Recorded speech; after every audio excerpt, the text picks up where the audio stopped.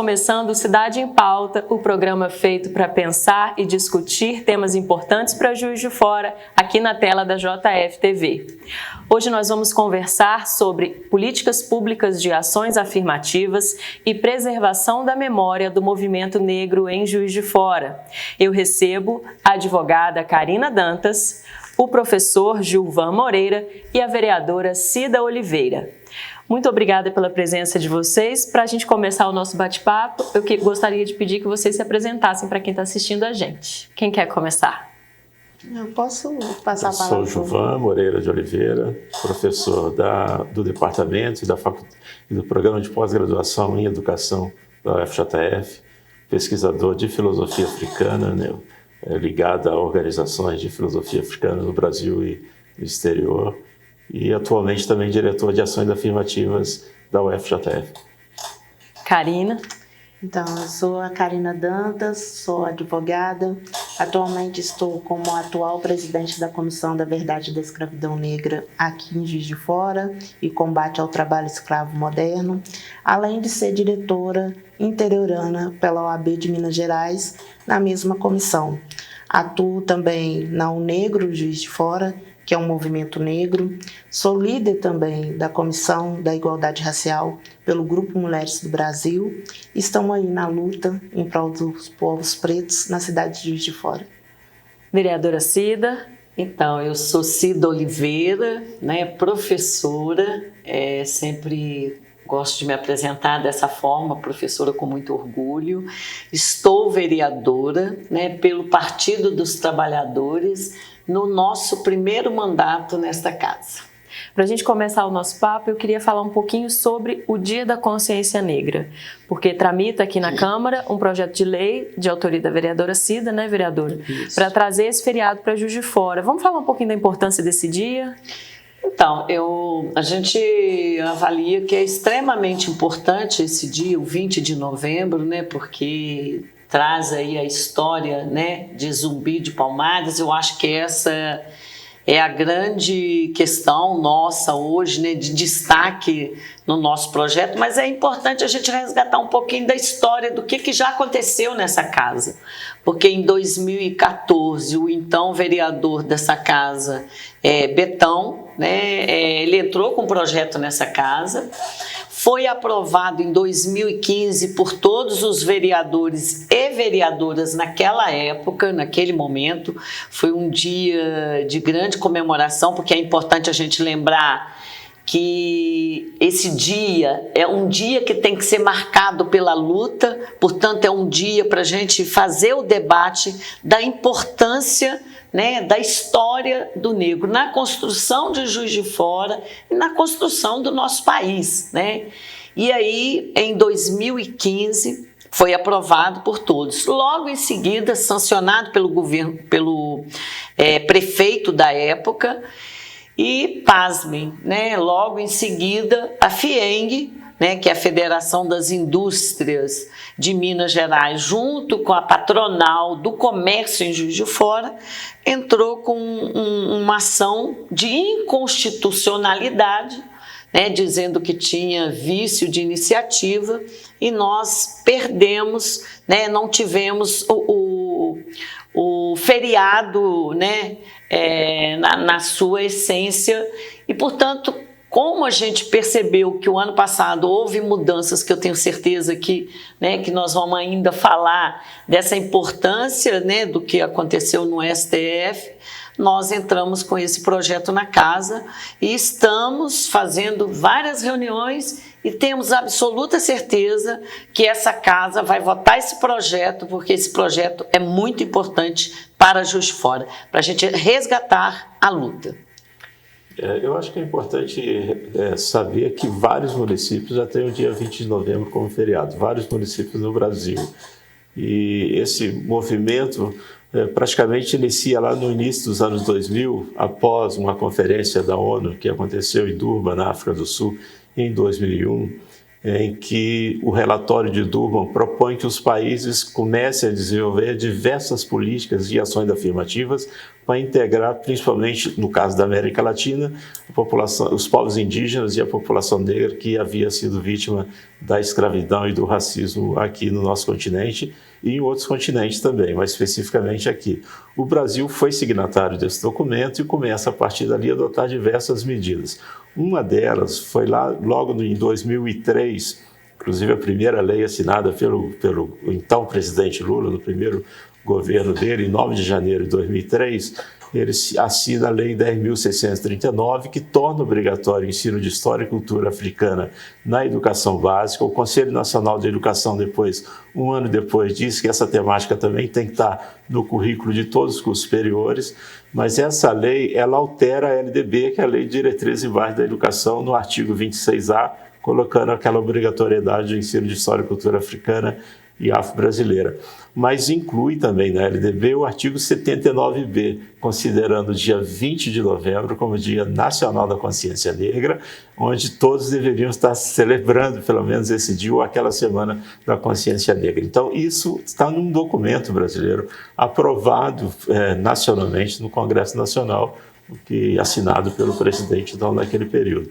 E a partir dali, diversos municípios vêm aprovando o dia 20 como essa data é importante. É importante lembrar que a liberdade dos negros na luta contra a escravidão não foi um presente também dado pelos colonizadores. Houve lutas de diversos quilômetros armados pelo país, diversas lutas que aconteceram, e um dos símbolos dessa luta foi a luta lá no quilômetro dos Pomares, onde o Zumbi foi assassinado em 20 de novembro de 1645. Talvez a importância dessa luta para lembrar essa luta negra contra a escravidão, contra o racismo. É uma data profundamente importante e simbólica para essa luta da população negra.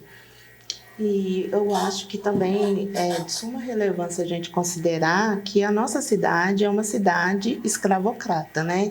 Nós, da Comissão da Verdade da Escravidão, a gente pontua muito isso, a reparação histórica. E a data do 20 de novembro, a gente trazendo para o município de Juiz de Fora, ela vai fazer essa reparação histórica. Nós sabemos aí, né, a gente teve aí no último momento do ano, né, no primeiro semestre, a Rosa Cambinda, hoje a gente tem aí, ela vai ser nome mesmo do viaduto novo da cidade. Então, a gente está buscando essa reparação histórica. E esse movimento que foi proposto, né, não somente com o Gilvan, a Cida, entre outros movimentos, né, a gente tem um negro participando, a gente tem um MNU participando, então isso é de suma importância. Nós nos aquilombarmos, né, como a gente costuma falar, para ter esse resultado. Ter o resultado do 20 de novembro, efetivamente. Por exemplo, no Rio de Janeiro, a gente já sabe o que acontece, né? É um feriado realmente que já está instituído. E por que não aqui em Minas também, né? Mas aqui, sim, além de Paraíba, com a cidade vizinha, é feriado. Próximo, né? Inclusive, se a gente buscar nos sites, você já vê Juiz de Fora como se já estivesse com feriado em cidades, né, mineiras. Então, a gente precisa, de fato, instituir isso na cidade. Então, essa reparação que buscamos. É uma data comemorativa, coloca o feriado no calendário oficial do município e joga luz também sobre o tema, né? É uma oportunidade para que atividades sejam organizadas e lembrar, né, para a população de Juiz de Fora a importância dessa luta contra o racismo, a desigualdade social. Essa questão dos eventos também é importante, porque sendo feriado é mais fácil, né, também. Sim, é porque a gente costuma lembrar que a gente não luta só pelo dia 20 de novembro e nem o 13 de maio. Pelo menos a gente pontua muito isso. Mas são datas de suma importância para o nosso povo preto. Então, uma data como essa, igual esse ano, vai cair na segunda-feira, né? Salvo me engano, é segunda-feira. Então, tendo uma data como essa, como feriado institucionalizado, fica bem mais fácil, é bem mais prático, né? Até mesmo porque temos muito que comemorar em termos, em práticas de ações, né? Por isso que a gente busca, né? Tá aí o professor Gilvan, de ações afirmativas, né? Em prol dessas questões, dessas temáticas, né? Como é que está essa situação? Como é que vocês enxergam essa situação aqui em Juiz de Fora com relação às ações afirmativas e ao reconhecimento também do movimento negro? Então, em termos de ações afirmativas, especificamente políticas de ações afirmativas, penso que houve alguns avanços. A partir, por exemplo, da universidade que eu trabalho, quer dizer, ela aprovou cotas em 2004 para entrada em 2006.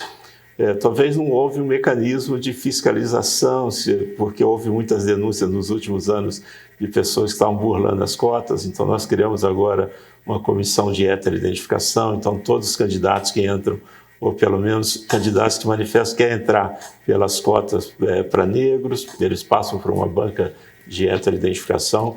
E aqui nós temos cotas, não no FJF, não só para entrada na graduação, mas também em todos os nossos cursos de pós-graduação agora. Nós aprovamos todos os nossos cursos de mestrado e doutorado, 50% das vagas são destinadas a facultistas, negros, indígenas, quilombolas, pessoas LGBTQI+. Então, eu acho que houve um avanço nesse sentido e talvez a universidade tenha uma contribuição nesse sentido para a cidade.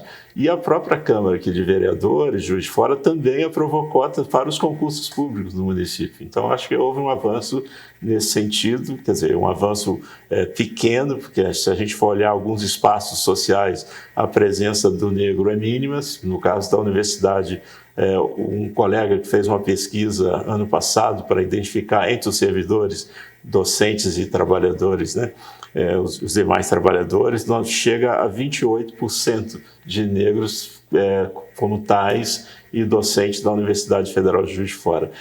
Sabendo que a maioria da população é negra, quer dizer, é um número ainda muito baixo, mas as cotas vêm colaborando com isso. Por exemplo, esse ano nós tivemos 2 concursos para docentes, entraram 8 docentes negros na Universidade Federal de Juiz de Fora, por conta das cotas. Sem essas cotas não haveria essa possibilidade, talvez não haveria essa possibilidade dessa entrada desse número considerável. Se a gente for pensar 8, 8, 8 em cada ano, quer dizer, daqui a algum tempo a gente vai ter um corpo docente talvez mais equilibrado com essa porcentagem negra na cidade e no Brasil.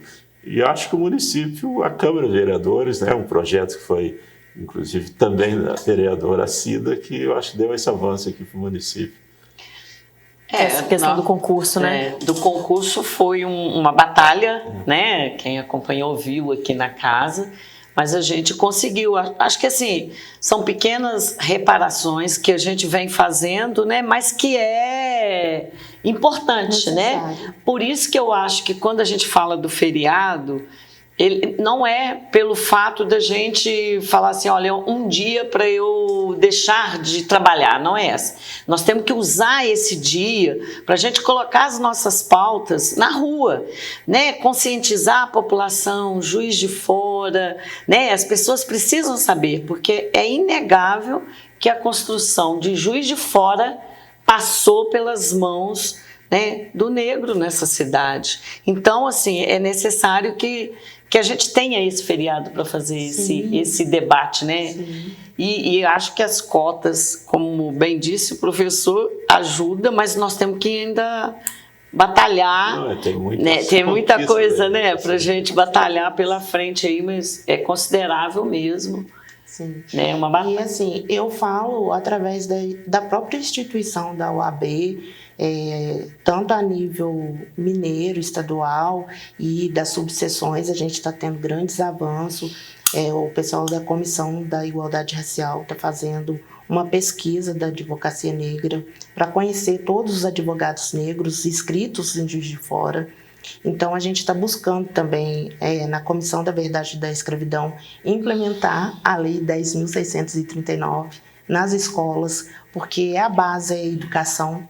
Então, não tem como a gente voltar à história sem levar o conhecimento, porque muitos realmente não tiveram, né, a história da África. Então, é um dos pilares, né, da nossa comissão, é levar esse projeto, entre outras ações que a gente já está fazendo e pensando, né, no decorrer do ano. E acredito que essa é a intenção.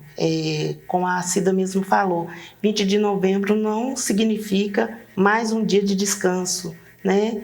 é um dia realmente que a gente tem que colocar nossas políticas, né, em prol do povo preto. Tem que haver esse momento, até porque é uma dívida que o Brasil tem com o povo preto. Vamos fazer um intervalinho, daqui a pouquinho a gente volta.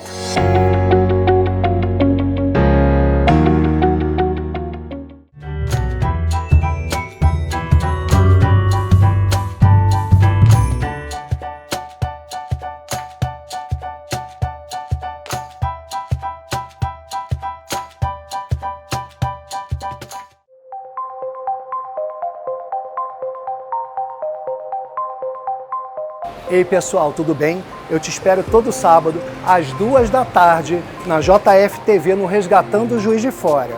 Eu sou Isaac Balaciano e esse programa é para você que é apaixonado pela nossa cidade, assim como eu. Juntos, vamos resgatar a memória de Juiz de Fora. Então, não esquece, sábado, 14h, na JF TV, canal 35.1 da TV aberta, ou quando você quiser, no YouTube, no @Câmara Municipal JF. Eu te espero lá.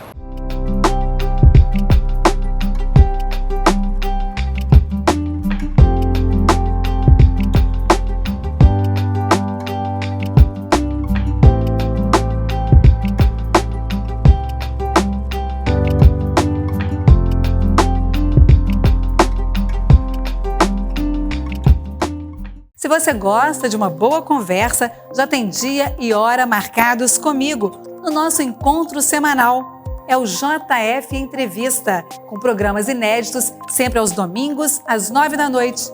E tem reprises às terças e sextas-feiras, às 10h. Eu sou Marise Baesso e conto com a sua audiência no JF Entrevista.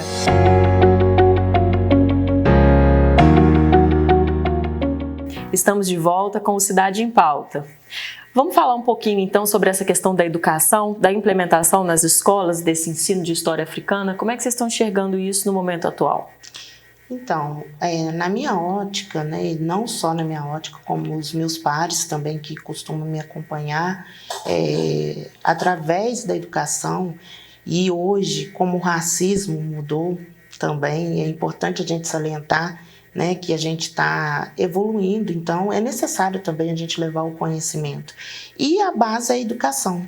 A base é você chegar dentro de uma escola e explicar, por exemplo, o que é uma injúria, o que é um racismo, que muitas pessoas também não conhecem, né? Então, esse é o principal objetivo também da Comissão da Verdade e da Escravidão aqui em Juiz de Fora, levar o conhecimento, levar a explicação, mostrar para as pessoas pretas, também as pessoas não pretas, que a África é um país que teve princesas, que teve reis, né? Um apagamento, tá, o professor Gilvan, que possa falar melhor que eu, mas a gente teve um apagamento muito grande. Assim, até pouco tempo, muitas pessoas não sabiam onde que o Egito ficava, né? E o Egito fica onde? O Egito fica na África. Então, assim, muitas questões minuciosas que a gente busca trazer dentro das nossas palestras, né? E eu acho que isso é importante, é de suma relevância. Não só numa data comemorativa, né, professora? Eu penso isso, sabe? Eu acho que as escolas, nós precisamos ter uma continuidade durante o ano todo sobre, né, estudar, sobre destacar da importância da construção. Eu acho que isso é necessário, não pode ser uma política... um dia panfletário em que você, né, faz todos os seus trabalhos e coloca ali, expõe o trabalho. Então, assim, como principalmente as nossas escolas da periferia, né, a gente precisa ter uma continuidade, então, de discussão, né, em relação a isso tudo que você traz, né, sobre a questão do racismo, porque ele está aí, está colocado, né, entre a nossa juventude e outras coisas mais que eu acho que à medida que a gente for discutindo aqui, a gente vai falando, né, a respeito disso.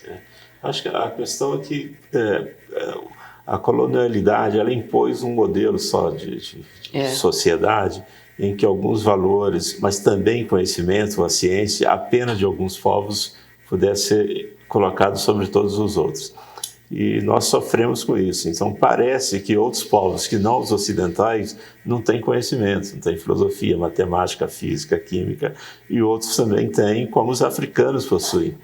Então eu acho que a importância dessa legislação é de trazer esses conhecimentos presentes nesses outros povos não ocidentais também para a academia, também para a escola. Quer dizer, não é só a discussão de um racismo violento, mas essa ausência desses saberes e conhecimentos dos outros que estão ausentes e começam agora a ser ensinados e voltados para a escola. O que nós tivemos foi uma ausência dessa formação para a minha geração, quer dizer, que passou pela escola e pela universidade, não recebeu esses conhecimentos na nossa formação, né? E talvez agora a importância de passar o conhecimento, especialmente na formação dos professores, seja nos cursos de formação dos professores ou formação continuada, esses conhecimentos para que eles também possam trabalhar com os estudantes. Então, a gente tem o trabalho na escola, mas eu acho que também há um resgate de uma formação que precisa ser dada para todos os profissionais. Na área do direito, com relação às questões da legislação, voltada especificamente para o racismo, na área da saúde, a questão da saúde da população negra, em filosofia, estudos das vertentes, pelo menos das principais vertentes da filosofia africana, em história, estudos da história da África, de todas as civilizações africanas. Então são conhecimentos, muitos conhecimentos que ficaram ausentes e que precisam ser resgatados, estão sendo resgatados. Eu acho que... E isso está em andamento no Brasil? Isso está em andamento. Por exemplo, eu faço parte de uma associação, que é a Associação Brasileira de Pesquisadores Negros. Tem vários grupos de trabalho nessas várias áreas. Quer dizer, eu sou de um grupo que é de filosofia africana, mas a gente tem vários grupos nessas várias áreas, com pesquisadores dessas várias áreas. Para você ter ideia, quando essa associação foi criada, ela tinha em torno de 90 pessoas, isso em 2002, hoje são mais de 7 mil filiados em todo o país, quer dizer, reunindo gente de várias áreas, trabalhando em vários campos. Essa associação tem uma importância fundamental, porque a maioria dos membros dessa associação atualmente, por exemplo, estão no Ministério da Educação, naquela secretaria que trabalha com a questão de diversidade, no Ministério de Direitos Humanos. Então, grupos que estão trazendo essa temática para os diversos setores e que nesses últimos 4 anos do governo anterior foi totalmente massacrado de qualquer política nesse sentido. Então, acho que nós estamos reconstruindo muita coisa que havia sido começado lá atrás que depois foram apagadas. E é importante a gente colocar que com o avanço tecnológico, né, a capacitação, né, trouxe o letramento também. Hoje a gente vê influências, né, falando a respeito. Então, assim, a gente busca capacitar, né, o doutor Gilvan falou uma parte muito importante, capacitar também as pessoas para saberem argumentar, levar o letramento racial é de suma importância. Então, hoje a gente tem a internet, né, ao nosso favor, porque há de se pontuar aqui também que existe também a questão do racismo de algoritmos, né, a questão racial através da internet. Então, nas próprias redes, né? Nas próprias redes. Então, a gente tem que estar atento ao mundo, né? Por isso se faz necessário. Nós temos um projeto criado por um professor da Universidade de Brasília, chamado Encontro de Saberes.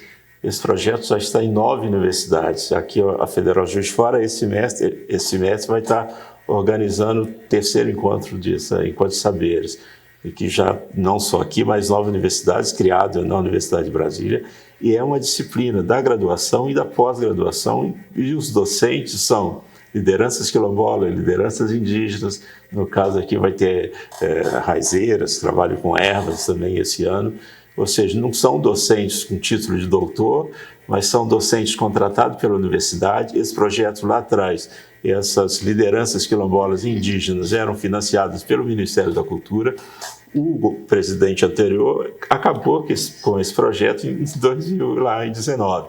Ele vem sendo retomado agora, esse mês a gente volta aqui ao FJF com esse projeto de Encontro de Saberes, quer dizer, uma disciplina para estudantes da graduação e da pós-graduação, onde os docentes são lideranças quilombolas, indígenas, raizeiras, ou seja, que possuem saberes, que possuem conhecimento. Conhecimento não está só nesse que fez um título, que tem um título de doutor.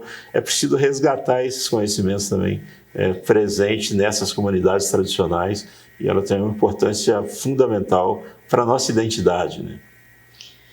Então, eu fiquei escutando aqui vocês, fiquei pensando, eu não sei, eu acho que assim, na nossa formação, talvez não hoje, mas há um tempo atrás, faltou muito para nós, né? Eu falo isso porque estar em sala de aula, a gente tem uma experiência muito grande com os nossos alunos, né? E aí, às vezes, quando você estava lá falando da importância, né? E um menino falava assim para mim, eu não quero falar, eu não quero aprender sobre a questão nossa do negro, porque só falam coisas assim de sofrimento. Eu não esqueço disso, fala de sofrimento, fala de escravidão, de não sei o que. Eu queria escutar outras coisas. Aí, né, quando você fala que tem, né, hoje nós estamos num outro patamar, apesar da gente ter tido um governo aí que massacrou as políticas públicas em geral no nosso país, mas eu acho que a gente tem um recomeço para fazer isso. E é muito necessário que nós que estamos dentro de sala de aula, a gente tenha essa dimensão para que a gente possa falar da importância na sua construção, na cultura, o que nós temos hoje que veio, né, do nosso povo negro, né, que é real. Então, acho que quando você traz isso aí é muito, muito, muito pertinente, né? O que você acha, Karina? Porque eu acredito o seguinte, quando eu vou fazer uma palestra, eu falo não somente para os alunos, eu falo também para o professor, que não é porque ele está ali que ele também não precisa de letramento. Porque nós temos as nossas questões internas e nem sempre a gente consegue passar para o aluno que tem essas dúvidas. O que ela trouxe aqui agora para a gente, a Cida, né? O aluno abordou falando que não queria ouvir. Pode ser que ela, sendo uma professora que queira realmente passar a matéria, ela insiste e tenta abordar de uma outra forma. Mas tem professor que vai deixar de lado. E aí vai ter mais um momento que não vai ser colocado e implementado a questão da história da África. Então, assim, tem essas questões, né? Então, a gente dentro de sala de aula, eu também sou professora, e aí não é fácil. Então, a gente tem que ter essa preparação. Por isso, a gente volta a reafirmar a importância, né, do que o Dr. Gilvan colocou, da gente capacitar. Né? Seja o capacitamento com pessoas técnicas, né, com expertise, seja a capacitação sendo feita com pessoas, né, quilombolas, porque tudo vai vir trazer a cultura, né? Porque a gente precisa isso. Eu acho que no Brasil a gente precisa a todo momento modificar a cultura, porque foi introjetada, né? Então a gente sabe que a gente luta aí com racismo estrutural, recreativo, e isso aí que a gente tem que tentar modificar ao longo do tempo. E como que vocês estão encarando essa questão do avanço do movimento negro no Brasil? Será que é uma impressão nossa de que, de fato, as pessoas estão mais conscientes? Ou realmente estão, assim, como que vocês acham isso? De uns anos para cá, estamos avançando com essas pautas? Eu acho que a questão do movimento em si, nós estamos tentando nos aquilombar e fazer de forma orgânica e estratégica também, porque tem que ter um planejamento. Essa questão de irmos para a rua e lutar sem planejamento, às vezes se torna difícil. Então, a questão hoje, pelo menos, né, na parte do movimento negro que eu participo, a gente pensa muito nisso, em fazer questões planejadas, estratégicas, buscando sempre ver em qual momento e como a gente pode agir. Porque é o que eu volto a falar, o racismo mudou, as estratégias mudou, o patriarcado tem, né, a gente sabe que tem ainda os requisitos, mas a forma mudou. Hoje a gente sabe que muitas pessoas conhecem a lei e não vai fazer o racismo escancarado na sua frente. Ele é velado. Então você também tem que saber como que você vai lidar com isso. Esse é aquele conceito cunhado pelo Silvio Almeida, né? O Silvio Almeida, ministro. Isso, tem o ministro Silvio de Almeida. Com relação ao racismo estrutural, né? Sim. Fala um pouco sobre isso, Sim. né? Esse conceito.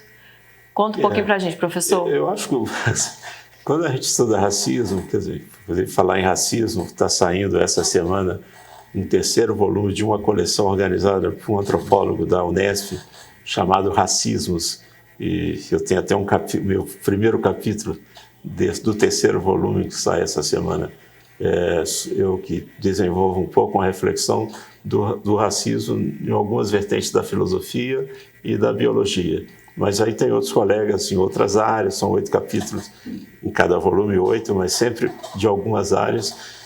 Mas no Brasil, especificamente, eu acho que tem aquilo que o Munanga, um antropólogo, chama de racismo à brasileira, que é esse racismo velado, onde as pessoas dizem que não são racistas, mas acabam sendo racistas, ou que não é racista, mas que conhece vários que são racistas, diferente daquele que foi da África do Sul, da Apartheid, que estava oficializado pelo Estado, ou daquele modelo dos Estados Unidos, né, o Jim Crow, em que havia separação realmente entre as pessoas.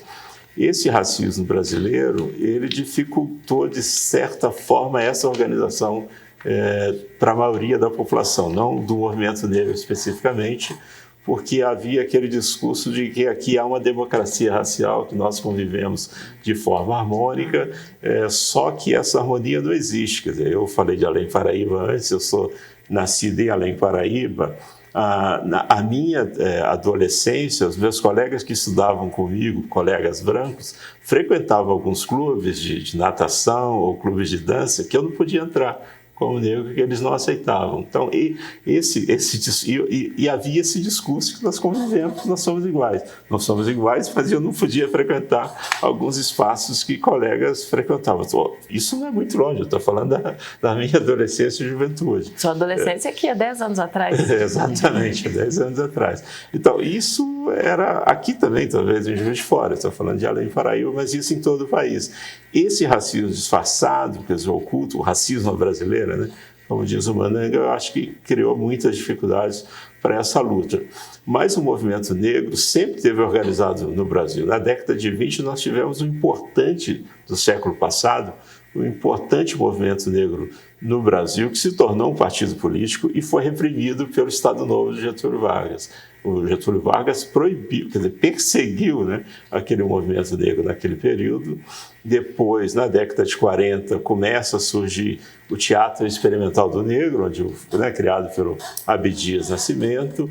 Esse Teatro Experimental do Negro, acho que teve uma importância fundamental, porque ele ensinava arte e teatro. Nós tivemos até uma atriz falecida essa semana, né, que foi desse Teatro Experimental do Negro, inclusive ex-mulher do Abdias.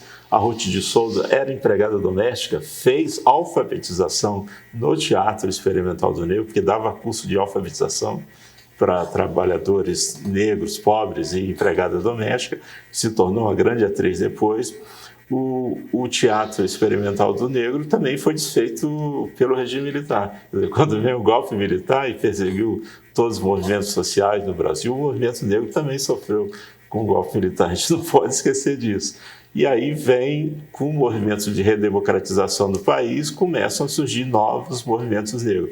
O MNU, lá em 78, em São Paulo, o Grupo de União e Consciência Negra, em 81, os agentes pastoral negros no interior da Igreja Católica, ligado ali com a SEBS, em 83, e esses movimentos é que vão dar, talvez, toda essa luta pós a ditadura militar e aí esse novo movimento que a gente vem de lá para cá. Na redemocratização, uma outra forma. Outra forma, e são os militantes daquele movimento negro lá do início da década de 80 que vão para a universidade, se tornam estudantes, depois professores. Então aí nós vamos, por exemplo, a professora Petronilha, que foi relatora das diretrizes curriculares dessa lei 10.639, no Conselho Nacional de Educação era do movimento negro, ela era dos agentes pastoral negro, se torna depois professora na UFSCar, uma grande pesquisadora. Então nós tivemos essa importância que diversos militantes se tornaram estudantes universitários, professores, docentes, e trouxeram essa luta para a educação e para outros campos também.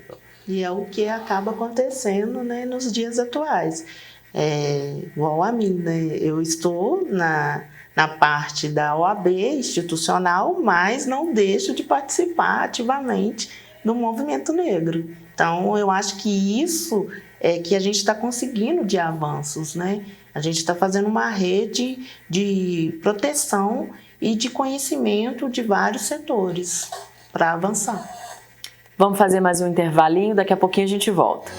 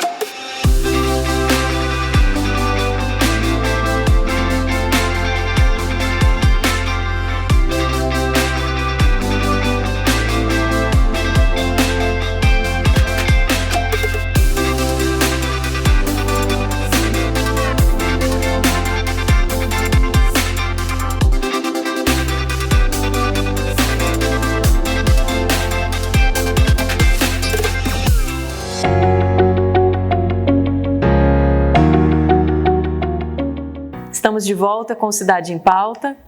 Vamos continuar falando então dessa questão da implementação do ensino nas escolas. O que vocês acham?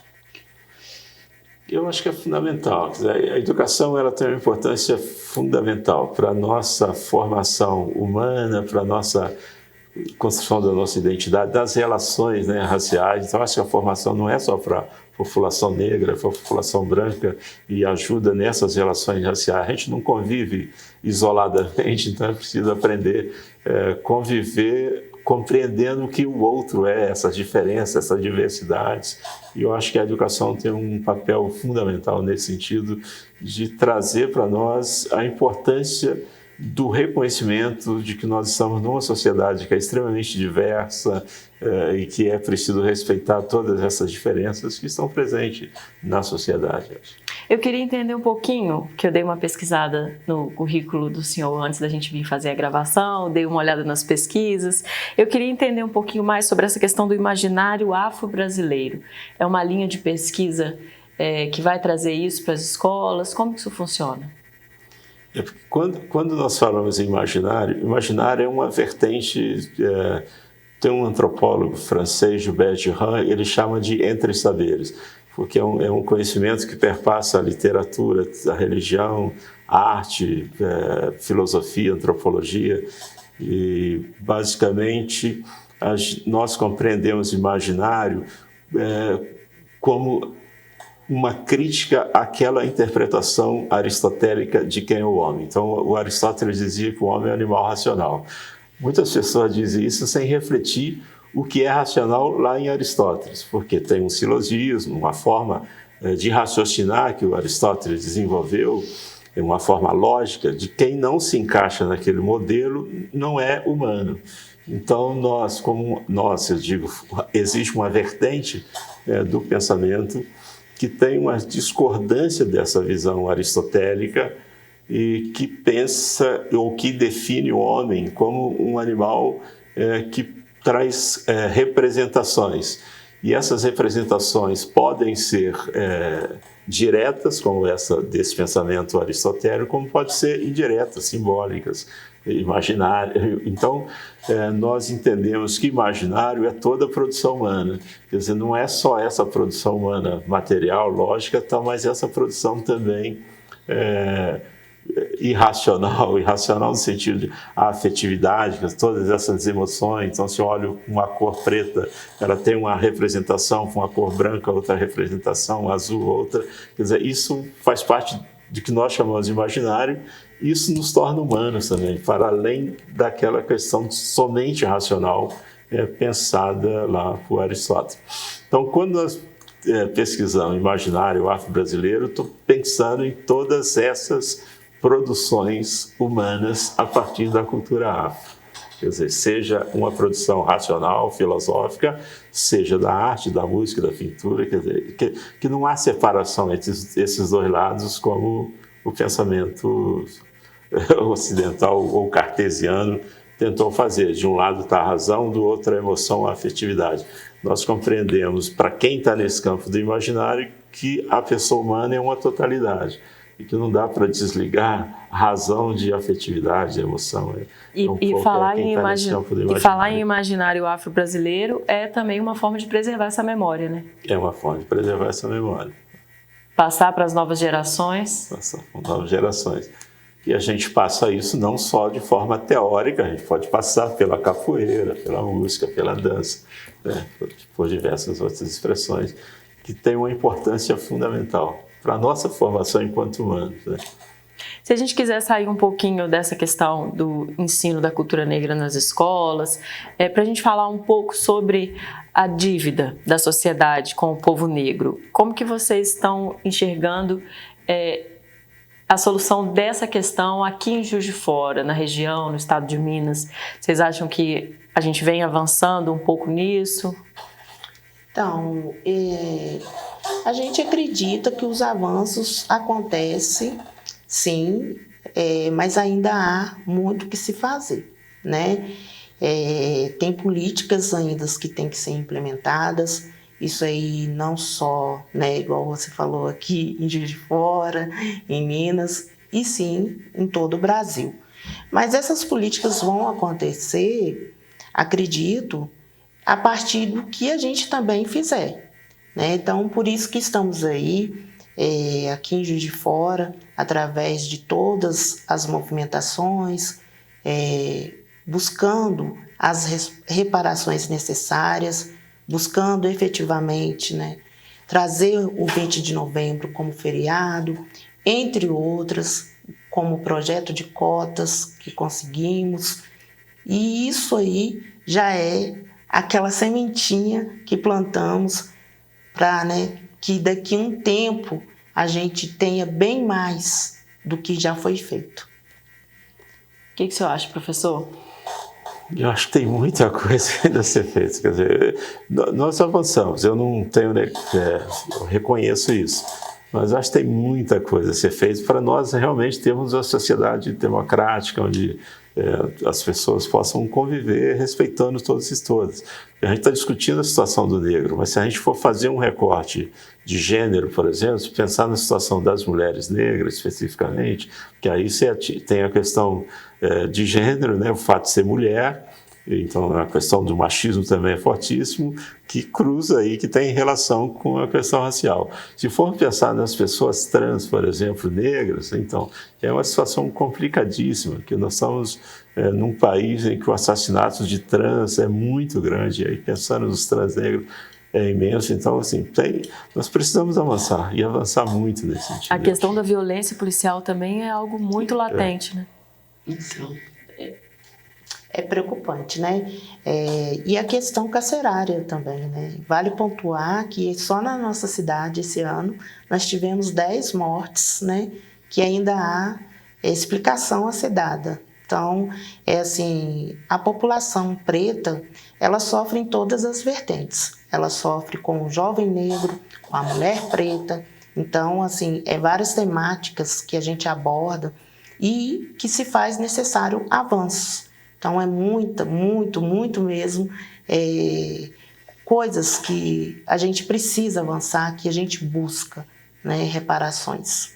Como legislativo, como a senhora vê essa questão, vereadora? Então, acho que assim, na sua outra pergunta, você fez assim, tem observado o que avançou. E eu acho que uma das coisas que a gente pode dizer hoje é que se discute mais E, portanto, quando você discute mais, você conhece melhor os seus direitos. Então, por exemplo, você acabou de falar sobre a questão da violência policial. O que traz o cenário nacional para nós?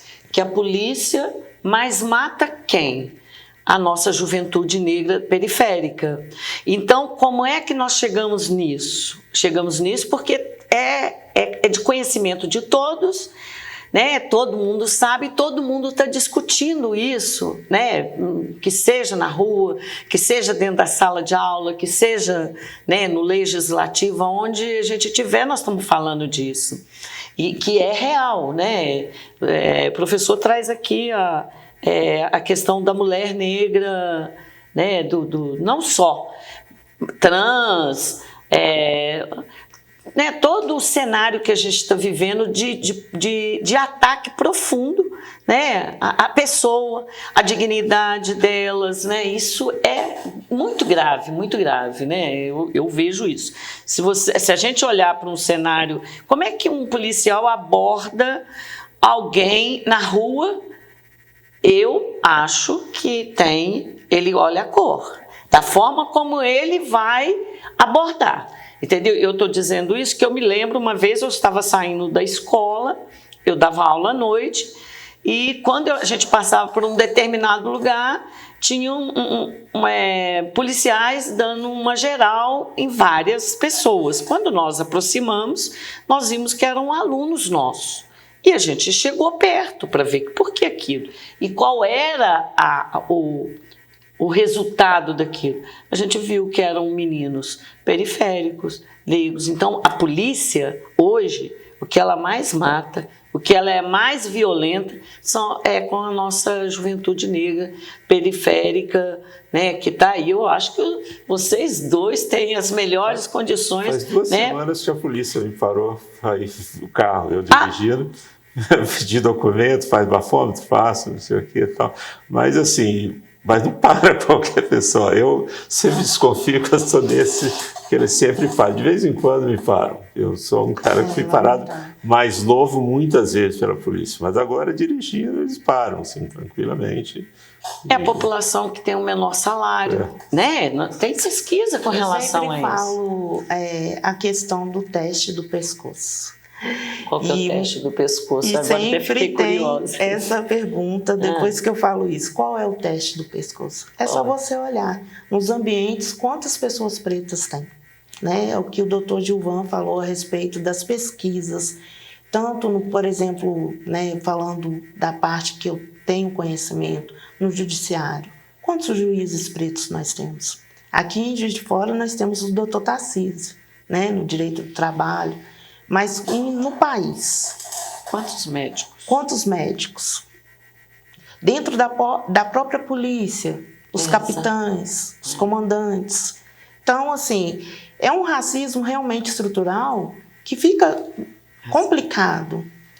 No caso de São Paulo, quando a polícia passou a usar as câmeras no uniforme, caiu drasticamente o número de violência policial. As pesquisas indicaram isso, não sei se vocês chegaram ali. Desse crime que aconteceu agora em Guarujá, pelo menos o ouvidor recebeu essa semana o material lá que havia pedido. A maioria da polícia que atuaram lá naqueles crimes não estavam usando a câmera. Isso, por que será, né? Pois é. É uma pergunta, não é? Porque quando se tem a câmera... Mas tem que usar, né? Não é obrigatório usar? Então, é obrigatório, mas aí já busca também a questão da corregedoria, né? É a pessoa que sofreu, a vítima no caso, mas até para isso, às vezes a pessoa não tem o devido conhecimento que ela pode buscar a corregedoria, né? E aí muitos se aproveitam disso, né, para passar além daquilo, né? Uma abordagem de forma errada, uma abordagem mais violenta, e isso acontece, principalmente nas comunidades, né? Eu queria perguntar para a Karina um pouco sobre a questão do combate ao trabalho escravo moderno. Como é que isso se dá? Se a gente tem dados para apresentar aqui? Sim, inclusive aqui em Juiz de Fora, né, a gente teve recentemente um caso aqui que tinham pessoas em forma análoga à escravidão. Então, quando a gente trouxe a vertente aqui da Comissão para Juiz de Fora, da verdade da escravidão negra, a gente pensou nesse outro viés, porque não adianta a gente falar que isso hoje não acontece no Brasil. Às vezes a gente tem o pensamento de achar, mas isso acontece só no Nordeste, nas fazendas, em lugares afastados, e não.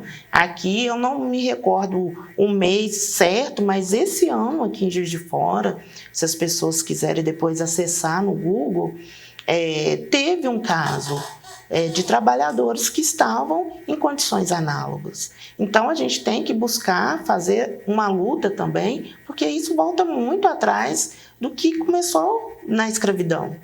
Então, a gente tem que batalhar, a gente tem que também estar lutando na atualidade, para que isso também não ocorra. Um exemplo clássico é daquelas empregadas que moram na casa da família, dormem lá, não fazem parte da família. Dizem que faz parte da família, né? Sim. Isso é muito no Brasil. E às vezes você fica... O que não é verdade. Às vezes você fica até, assim, chocado, porque são pessoas que têm conhecimento e mantêm as pessoas ainda nessa situação. Né? Então você pensa, como? Né? Você vê a mídia vinculando, né? Eu falei um caso aqui de Juiz de Fora para trazer mais próximo da nossa realidade. Mas a gente sabe que no Brasil ainda acontece. Minas Gerais, e é muito. Nosso estado é campeão, né? Sim. Nessa. Sim. A gente já está caminhando para o encerramento do nosso programa, mas eu gostaria que vocês deixassem aqui alguma reflexão, alguma coisa que seja importante a gente lembrar sobre esse tema que a gente está discutindo hoje. Quem quer começar? Professor, Karina? Eu acredito que a gente precisa ter como reflexão que a base é a educação, que precisamos trabalhar realmente a educação e através da educação a gente vai conseguir conquistar muito objetivos. Eu bato muito nessa tecla porque eu vejo que a educação realmente transforma vidas. Então, realmente a gente levar a educação para outros, né, seja menores, adultos, pessoas mais velhas, para a gente tentar mudar um pouco aí do Brasil. Tanto nessa questão que a gente fala muito, né, que não basta ser antirracista, mas ultimamente eu não venho mais falando essa palavra. Eu acrescentei algo mais, que a gente não tem que ser só antirracista quando nos convém, porque muitas pessoas são assim, que a gente tem que ser antirracista a todo momento, a gente tem que ser antirracista nos nossos pensamentos e nas nossas ações também. Exatamente. E o senhor, professor? Eu acho que tem algumas datas que são importantíssimas em termos simbólicos para todos nós. Eu digo que nós nascemos, a gente comemora todo ano, que há sempre aquela relembrança, talvez, daquela data que foi importantíssima. E muitas dessas datas. E o 20 de novembro também é uma data importantíssima. Eu acho que torná-lo feriado é tornar esse dia para nós refletirmos o que foi talvez a principal luta contra a escravidão no Brasil, que foi a luta implementada especialmente no Quilombo de Palmares, que ocasionou a morte do Zumbi de Palmares. Um quilombo que foi liderado também por outras mulheres, né? Cotirene, Dandara, é bom lembrar isso, mas esse dia 20 eu acho que tem essa importância. É uma data que representa essa luta negra contra a escravidão e contra o racismo. Ela é importantíssima, quer dizer, não é um feriado qualquer como o outro, na sua representação simbólica que tem para todos nós, né? Então, primeiro agradecer aí o professor Gilvan, a doutora Karina, a Cris. Eu acho que a Câmara Municipal, por possibilitar esse debate tão rico, como a gente bem disse, eu acho que as mudanças vêm a partir da discussão. Então, eu acho que hoje, a gente fez isso aqui, assim, vocês, né, foram 1.000, né, 10 mil, porque trouxeram uma coisa muito importante. Eu tenho certeza que quem está em casa, que ao ver essa entrevista, vai ter um outro olhar diferente, né, para essa discussão que a gente está falando aqui do 20 de novembro. E mais, eu gostaria de convidar as pessoas que estão nos assistindo, que a gente tem um comitê, que ele está, não tem aqui a data, nós estamos fazendo uma discussão, não só sobre o projeto, nosso PL, mas todas as pautas que os colegas vereadores, né, tiverem para levar para esse comitê, para a gente poder organizar a nossa luta, porque nós queremos que Juiz de Fora dê um passo, né, importante nessa história, porque Juiz de Fora não pode ficar para trás, né? Se nós falamos aqui da importância da construção da nossa cidade, que tem tudo a ver com o povo negro, portanto, eu acho que esse 20 de novembro é um comecinho, é um ensaio para que a gente possa fazer o debate, estar na rua, levando a nossa luta e as nossas pautas. É isso, então, muito obrigada aí a todos e todas. Agradeço a participação de vocês aqui com a gente hoje. Esse foi o Cidade em Pauta, toda semana recebendo convidados aqui na JF TV para discutir assuntos importantes para Juiz de Fora. Programas inéditos toda segunda-feira às 9 da noite, reprises quarta e sexta também às 9 da noite. Eu espero você!